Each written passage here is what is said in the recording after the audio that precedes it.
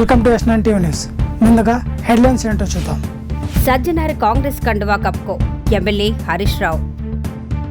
నా వృత్తి ధర్మంలో భాగంగానే వచ్చిన వార్తను చదివాను అంటూ వీడియో విడుదల చేసిన ఎన్టీవీ మహిళా జర్నలిస్టు దేవి. చంద్రబాబు చేస్తున్న అభివృద్ధి పనులు ఓర్వలేక జగన్మోహన్ రెడ్డి అసత్య ఆరోపణలు చేస్తున్నారు. పిఠాపురం మాజీ ఎమ్మెల్యే వర్మ. 19న మేడారం ఆలయాన్ని సీఎం పునః ప్రారంభిస్తారు. మంత్రి సీతక్క. మీడియా కథనాల్ని ఎవరు నోరు మూయించాలనుకుంటున్నారో నాకు బాగా తెలుసు. K A Paul.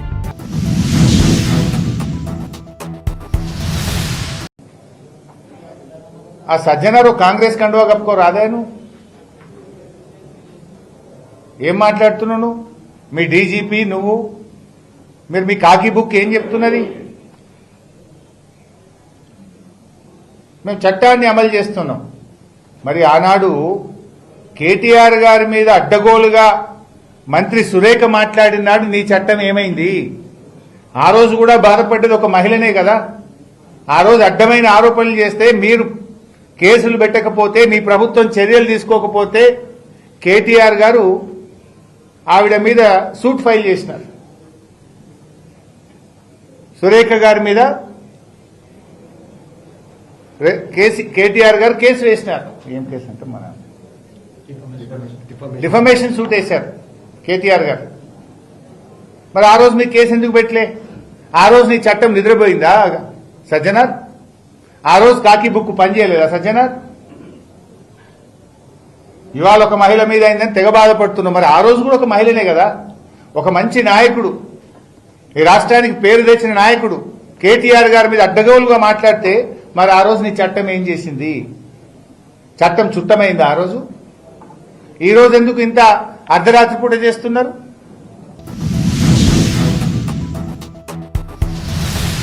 నమస్కారం, నేను ఎన్టీవీ యాంకర్ దేవిని మాట్లాడుతున్నాను.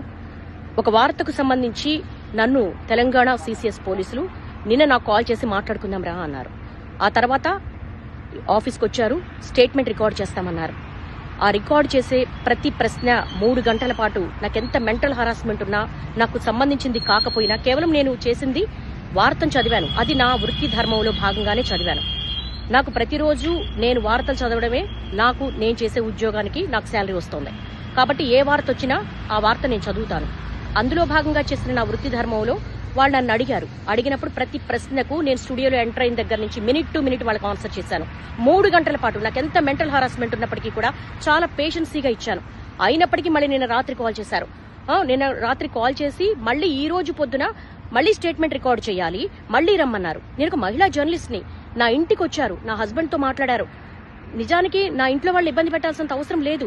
నేనేం దొంగను కాదు, నేను ఒక జర్నలిస్ట్ని. 22 సంవత్సరాల పాటు ఒక్కొక్క మెట్టు ఎక్కుతూ మా కెరీర్ని బిల్డ్ చేసుకున్నా. ప్రతి జర్నలిస్టు కూడా వాళ్ళ వృత్తి ధర్మంలో భాగంగానే వార్తలు అందిస్తారు. ఓకే, జరిగిన దానికి మేము క్షమాపణ కూడా చెప్పాం. అయినప్పటికీ కూడా ఒక మహిళను కూడా చూడకుండా ఇంటి దగ్గరికి పోలీసులు పంపించాల్సిన అవసరం ఏంటి? నా హస్బెండ్తో మాట్లాడాల్సినంత అవసరం ఏంటి? ఇవన్నీ కూడా ఎందుకు తెలంగాణ పోలీసులు ఇంత దాష్టికానికి పాల్పడుతున్నారు? ఒక మహిళా జర్నలిస్టు పట్ల నేను కూడా మహిళనే కదా. ఓకే, ఒక మహిళకి ఇబ్బంది జరిగింది అని మాట్లాడినప్పుడు నాకు మహిళనే, నాకు ఒక సెల్ఫ్ రెస్పెక్ట్ ఉంటుంది, నాకు ఒక కుటుంబం ఉంటుంది. నా కుటుంబంలో సంబంధించినంత వరకు కూడా వాళ్ళ సేఫ్ కూడా నేను చూసుకుంటాను. కానీ ఎందుకు ఇంత దాష్టికానికి పాల్పడుతున్నారు? ఇది చాలా అన్యాయము. ఇలా నన్ను రోడ్ల మీద పరిగెత్తించడం అనేది న్యాయం కాదు. నేను నా వృత్తి ధర్మంలో భాగంగానే చేశాను. స్టేట్మెంట్ కూడా ఇచ్చాను, ఎక్కడికి పారిపోలేదు. కానీ తెలంగాణ పోలీసులు ఈ విధంగా సెర్చ్ చెయ్యడము, ఆఫీస్ దగ్గరికి రావడము, ఇంటి దగ్గరికి రావడం అనేది చాలా అన్యాయం. ఈ దాష్టికాన్ని ప్రతి ఒక్కరు ఖండించాల్సిన అవసరం ఉంది.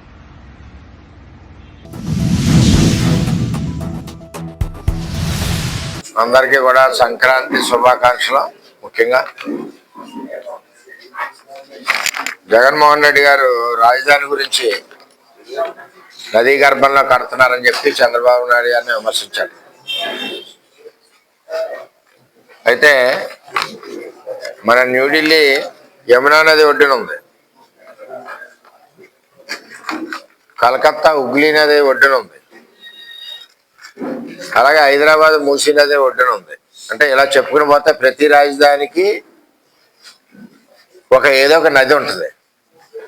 జగన్మోహన్ రెడ్డి ఆలోచన లేకుండా అయినా నది లేకుండా, ఎక్కడా ఒక చెరువు లేకుండా రాజధాని కట్టమంటాడు. వీళ్ళకి నీళ్ళు ఎక్కడి నుంచి వస్తాయి? రాజధానికి 50,000 ఎకరాలు మనం రెండో ఫేజ్ కూడా మనం తీసుకుంటుంటే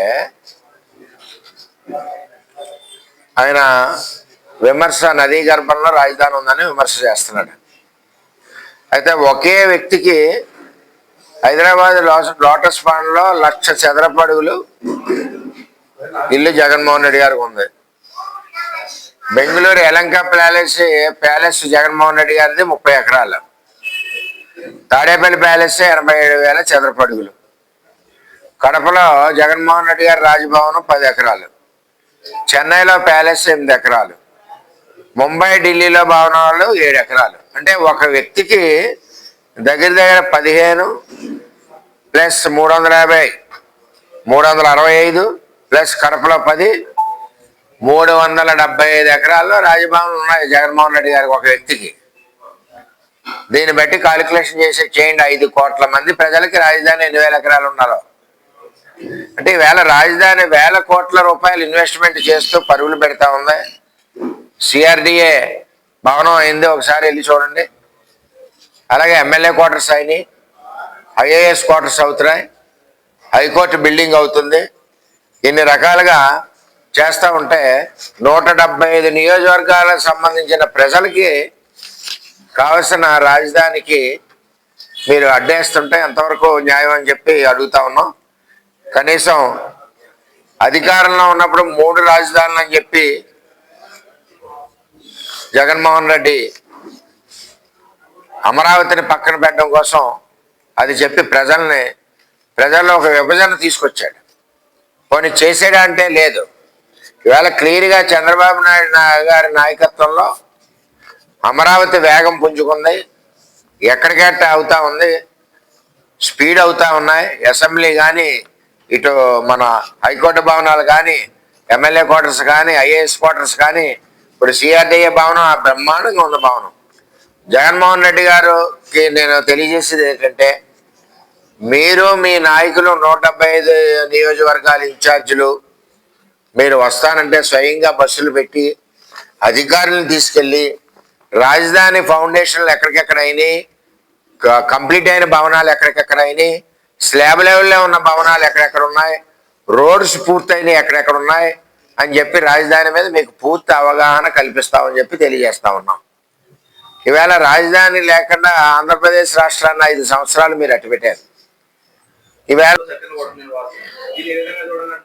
వర్మ పిఠాపురంలోనే పుట్టాడు, పిఠాపురంలోనే పెరిగాడు. ఎవడన్నా సొంతూరు వదిలిపోతాడా? ఒకవేళ వెళ్ళవలసి వస్తే పార్టీ ఏదైనా పని చెప్తే బయటికి వెళ్తాం, మళ్ళీ ఇంటికి వస్తాం. పార్టీ పనులు చెప్పుద్దాం. తెలుగుదేశం పార్టీలో ఎక్కడో చోట వెళ్ళి రివ్యూ చేయవా, అక్కడ కమిటీలు అవ్వలేదు, లేకపోతే ఇంకో చోట రివ్యూ చేయవా అని చెప్తారు, వెళ్తాం. సాయంత్రం అయ్యేసరికి ఎక్కడికి వెళ్తాం? మన ఇంటికి మనం వెళ్తాం. ఓకే.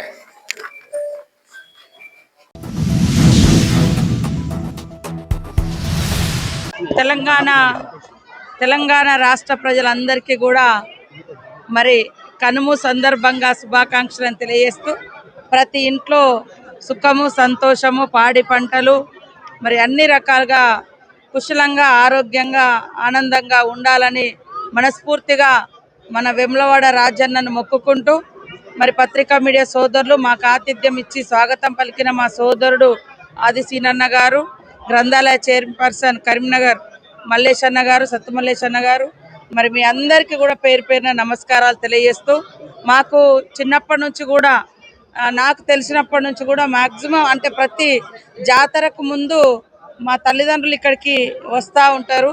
ఇక్కడికి వచ్చినాక రాజన్నను మొక్కుకొని తర్వాత వేములవాడకి వెళ్ళి అక్కడ సమ్మక్క సారలమ్మ జాతరలో 4 రోజులు గడుపుతూ ఉంటారు. కాబట్టి నేను కూడా మా తల్లిదండ్రులతో రెగ్యులర్గా వస్తూ ఉన్నా. పోయిన సంవత్సరం కూడా రావడం జరిగింది, అంతకుముందు రావడం జరిగింది చాలాసార్లు. ఈసారి కూడా మన ముఖ్యమంత్రి రేవంత్ రెడ్డి గారు మా యొక్క సమ్మక్క సారలమ్మ గుడి నిర్మాణాన్ని అత్యంత భావోద్వేగ బంధంతో చాలా బ్రహ్మాండంగా నిర్మిస్తున్న సందర్భంగా మరి జాతర కూడా ఉంది. ఇటు ఒక దిక్కు మాకు గుడి నిర్మాణం అవుతుంది, మరి జాతర కూడా ఉంది. మరి కుటుంబ సమేతంగా ఈరోజు వచ్చి మొక్కులు చెల్లించుకొని మళ్ళీ మేడారంలోనే జాతర సక్సెస్ అయ్యేంత వరకు కూడా మరి సమ్మక్క సారలమ్మను వనంలోంచి జనంలోకి తీసుకొచ్చి ఆ 4 రోజుల జాతర మహాఘట్టం ఘనంగా నిర్వహించుకునేందుకు ముందు ఇక్కడ మొక్కులు చెల్లించుకోవడం జరిగింది. మీరు చూస్తూ ఉన్నారు, ఇక్కడ కానీ వెమ్లవాడలో కానీ సమ్మక్క సారలమ్మ దగ్గరకు వచ్చేవాళ్ళు కానీ చాలా సామాన్యమైన ప్రజలు అత్యధికంగా వస్తారు. ఇప్పుడు అక్కడ మేడారంలో కానీ ఇక్కడ కానీ మరి రకరకాల పెద్ద అంటే ఉన్నత కుటుంబాలు, ఉన్నత వర్గాలు కూడా వస్తున్నాయి. కానీ ఒకప్పుడు ఇక్కడ వేములవాడ రాజన్న, అక్కడ సమ్మక్క సారలక్క అంటే ఈ పదాలలోనే ఆ పిలిచే పలకడంలోనే మన అక్క చెల్లెలు అన్నదమ్ములు పిలుచుకున్నట్టుగా అంత ఓన్ చేసుకునే దేవుళ్ళు వీళ్ళు. మేము అక్కడ సమ్మక్క సారలక్క అంటాం, ఇక్కడికి వస్తే వేములవాడ రాజన్న అంటాం. అంటే ఇది మనకు పురాతనం నుంచి ఉన్నటువంటి ఆనవాయితీ ఆచారాలు. మనం గుడుల నిర్మాణం చేసుకుందాం, సౌకర్యాలు కల్పిద్దాం, అన్నీ చేద్దాం, కానీ పూజించే విధానము, పిలుచుకునే తీరు, ఆ విశ్వాసాలు అవన్నీ మాత్రం భద్రంగా కాపాడుకొని భవిష్యత్ తరాలకు ఇవ్వాలి. గతంలో మరి గత ముఖ్యమంత్రి గారు కూడా ఇక్కడే వారి పెళ్ళి అయిందని చెప్పిండ్రు, కానీ ఏటా 100 కోట్లు కేటాయిస్తామన్నారు. కానీ ఎందుకో వాళ్ళు విస్మరించారు సాక్షాత్ వేములవాడ రాజన్నను కానీ అక్కడ కానీ. కానీ ఈరోజు మన ముఖ్యమంత్రి రేవంత్ రెడ్డి గారు, మరి ఆది సీనన్న గారు, వీరంతా కలిసి ఇక్కడటువంటి మరి మంత్రులు మన శ్రీధర్ బాబు గారు, మరి అదేవిధంగా పొన్నం ప్రభాకర్ గౌడ్ గారు, అదేవిధంగా అడ్లూరు లక్ష్మణ్ గారు, ముఖ్యంగా ప్రధాన భూమిక మరి మొదటి నుంచి భుజాన వేసుకున్న మా సీనన్న గారి ఆధ్వర్యంలో వేములవాడ రాజన్న గుడి ఇంత బాగా అవుతుందంటే మేమందరం సంతోషపడ్డాం. ఎందుకంటే మా గుడి ఎంతైతే మేము అంటే భక్తి ఉంటుందో అక్కడికంటే ముందు ఇక్కడికి వచ్చి మొక్కులు చెల్లించుకొని మేము అక్కడికి పోతాం. మా తల్లిదండ్రులు కానీ మా ఊర్లలో కానీ అందరూ మాస్ పబ్లిక్ అత్యధికంగా వచ్చేది. కాబట్టి సౌకర్యాలు అనేది కల్పించాల్సిన బాధ్యత ఉంది. మన సీఎం రేవంత్ రెడ్డి గారు సాధారణ భక్తుల యొక్క మనోభావాలను గుర్తుపెట్టుకొని మరి ఇంత గొప్ప కార్యక్రమానికి వారు శ్రీకారం చుట్టినందుకు నేను అంతకుముందు కూడా కలిసినప్పుడు చెప్పడం జరిగింది. అసలు వేములవాడ రాజన్నను కొంతమంది ఏం డెవలప్ చేయొద్దు, ఏదో అవుతుంది, దర్శనం అయితే ఇట్లా అట్లా అని ఏదో రకరకాల దుష్ప్రచారాలు చేస్తున్నారు. కానీ ఇంత గొప్ప దేవుని దగ్గరికి ఇన్ని లక్షల మంది వస్తున్నారు. కాబట్టి ఇది చేపట్టడం సామాన్యులు చాలామంది అన్నారు, అసలు ఇన్నేళ్ళు ఎదురు చూసినాం మనం ఈ గుడి నిర్మాణం కావాలని. మాకు వరంగల్లో కానీ మా దగ్గర కానీ మేడారం అవుతుంది, మేడారం కంటే ముందు ఇక్కడ కూడా స్టార్ట్ చేయడం జరిగింది. మేము వాస్తవానికి మేడారంలో ఫస్ట్ గద్దెల మార్పిడే అనుకున్నాం, చిన్న పని అనుకున్నాం. కానీ చిన్న పని కూడా చాలా భావోద్వేగము, మరి విశ్వాసం, భక్తి, పూజార్ల వాళ్ళ అనుమతి ఇవన్నీ తీసుకోవాలంటే భయపడ్డాం. కానీ పూజార్లు అనుమతించినాక ముఖ్యమంత్రి గారి దగ్గర తీసుకెళ్ళి ఇట్లా చిన్నగా ఇది మారుద్దాం అనుకుంటున్నాం అన్న అంటే, చేస్తే బ్రహ్మాండంగా చేసుకోండి, మీకు ఏం నిధులు కావాలో చేస్తా. ఓ 1000 ఏళ్ళు వాళ్ళ చరిత్ర 1000 ఏళ్ళ క్రితంలో స్టార్ట్ అయింది, మరో 1000 ఏళ్ళు ఉండేటట్టుగా కూడా మీరు నిర్మాణాలు చేసుకోండి అని మాకు అభయస్థం ఇచ్చి అన్ని రకాలుగా సపోర్ట్ చేసి రేపు 18వ తారీఖు నాడు అక్కడికే వచ్చి అక్కడే క్యాబినెట్ నిర్వహించి అక్కడే మంత్రులు ఎమ్మెల్యేలు కూడా ముందస్తుగా వచ్చి బస చేయడం, పొద్దున 19వ తారీఖు నాడు ఉదయమే మరి గుడి పునర్నిర్మాణం అయినటువంటి గుడిని కూడా ప్రారంభించడం జరుగుతూ ఉంది. ముఖ్యమంత్రి గారు, మా క్యాబినెట్ మంత్రులు, మా ఎమ్మెల్యేలు, ప్రజాప్రతినిధులు అందరికీ, ఆల్ పార్టీ ప్రజాప్రతినిధులను కూడా మరి ఎమ్మెల్యే అంటే అసెంబ్లీలో అందరికీ కార్డ్స్ పంపించడం జరిగింది. మీ ద్వారా కూడా అన్ని వర్గాలను, అన్ని రాజకీయ పార్టీలను, అందరు ప్రజాప్రతినిధులు, ప్రజలందరినీ కూడా 19వ తారీఖు నాడు 6:30-7 మధ్య నుంచి 8 గంటల లోపు సమ్మక్క సారలమ్మ గుడి పునర్ప్రారంభోత్సవం జరుగుతూ ఉంది. కాబట్టి అందరినీ ఆహ్వానిస్తూ ఇక్కడ కూడా తొందరగా ఈ కన్స్ట్రక్షన్ అంతా మరి సీనన్న పూర్తిగా బాధ్యత తీసుకొని ఫస్ట్ 50 కోట్లు తీసుకురావడం జరిగింది, తర్వాత 100 కోట్లు, తర్వాత 100 కోట్లు తీసుకొచ్చి చాలామంది రకరకాల విమర్శలు పెట్టినా కానీ దైవ భక్తితోటి ప్రజల గుండెలలో ఉన్న విశ్వాసాన్ని మనము మరి గౌరవించుకోవాలి, కాపాడుకోవాలనే లక్ష్యంతో మేము ముందుకెళ్తా ఉన్నాం. ఇక్కడ రాజన్న గుడైనా, అక్కడ సమ్మక్క సారలమ్మ గుడైనా ఇదంతా ప్రజల విశ్వాసాన్ని, నమ్మకాన్ని, వాళ్ళ భక్తిని కాపాడే బాధ్యతగా మేమందరం కూడా ఈ గవర్నమెంటు మరి సీఎం గారు రేవంత్ రెడ్డి గారు బాధ్యత తీసుకొని పనిచేస్తున్నందుకు, నిధులు ఇస్తున్నందుకు ప్రత్యేక ధన్యవాదాలు తెలియజేస్తా ఉన్నాం. రాబోయే కాలంలో కూడా గోదావరి పుష్కరాలు బాసర టు భద్రాచలం దాకా గోదావరి ప్రవహిస్తూ ఉంటుంది. దాని మీద కూడా మాకు ముఖ్యమంత్రి గారు ఇప్పుడు మన వరంగల్ జిల్లా ఉమ్మడి వరంగల్ జిల్లాకు వస్తే ములుగుల్నే 100 కిలోమీటర్స్ గోదావరి ప్రవహిస్తుంది మేజర్గా. ఇటు కరీంనగర్ అటు వరంగల్లో ములుగు ప్రాంతంలో. సో ఇదంతా కూడా డెవలప్ చేయాలని వారు ఆలోచనతో ఉన్నారు. ఈ జాతరలు అయిపోయిన తర్వాత మేమందరం ఈ గోదావరి పరివాహక ప్రజాప్రతినిధులము, మంత్రులము, ఎమ్మెల్యేలము, ఎంపీలము అందరం మరి ఒక్కసారి ముఖ్యమంత్రి గారితో టైం తీసుకొని గోదావరి పుష్కరాల గురించి కూడా చర్చించుకొని ముందస్తు ప్రణాళికతో ముందుగా ఏర్పాట్లు చేస్తామని తెలియజేస్తూ మీ అందరికీ శుభాకాంక్షలు. మీరందరూ కూడా మరి ఇక్కడ నుంచి సమ్మక్క సారలమ్మ సన్నిధికి రావాలని మనస్ఫూర్తిగా కోరుకుంటాను.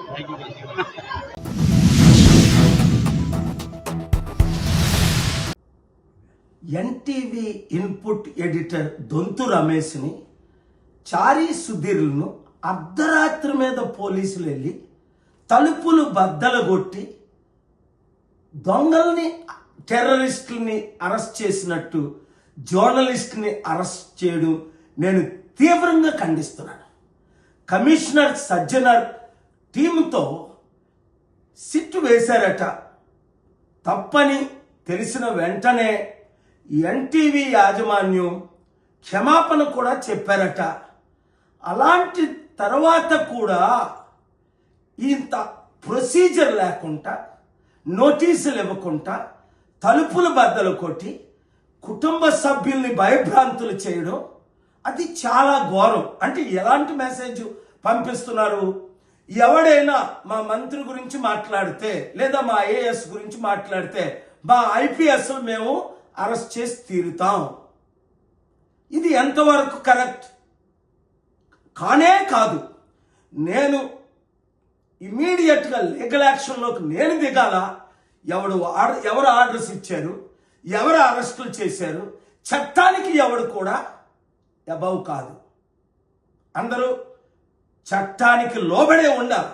అది ఐఏ అవ్వచ్చు, ఐపీఎస్ అవ్వచ్చు, మంత్రులు అవ్వచ్చు, ముఖ్యమంత్రి అవ్వచ్చు, ప్రధానమంత్రి అవ్వచ్చు. సాధారణ ప్రజల మీద ఇలాంటి దాడులు చేయడం, మీడియా కథనాల్ని నోరు మీయించడం, ఎప్పుడైనా మాకు విరుద్ధంగా మాట్లాడితే రై పనిష్మెంట్ చేస్తానండు, ఇవన్నీ నాకు బాగా ఎక్స్పీరియన్స్ ఉంది. ఎలాంటి కుట్రలు, ఎలాంటి రాజకీయ నాయకులు చేస్తున్నారు, చేయిస్తున్నారు అన్నది నాకు పూర్తిగా తెలుసు. సహించేది లేదు. వెంటనే ఈ రిపోర్టులను రిలీజ్ చేయాలని డిమాండ్ చేస్తున్నాను. ఈ వీడియో ప్రతి మీడియా ఛానల్ మీరందరూ ఏకం కండి, దీన్ని రిలీజ్ చేయండి. భయపడకండి, సత్యాన్ని ప్రకటించండి, అవినీతిని ఎక్స్పోజ్ చేయండి. మీ కొరకు నేనున్నాను, మనతో దేవుడు ఉన్నాడు. న్యాయ పోరాటం చేద్దాం. ఇంతటితో వార్తల సమాప్తం. మరిన్ని అప్డేట్స్ కోసం చూస్తూనే ఉండండి S9 టీవీ న్యూస్.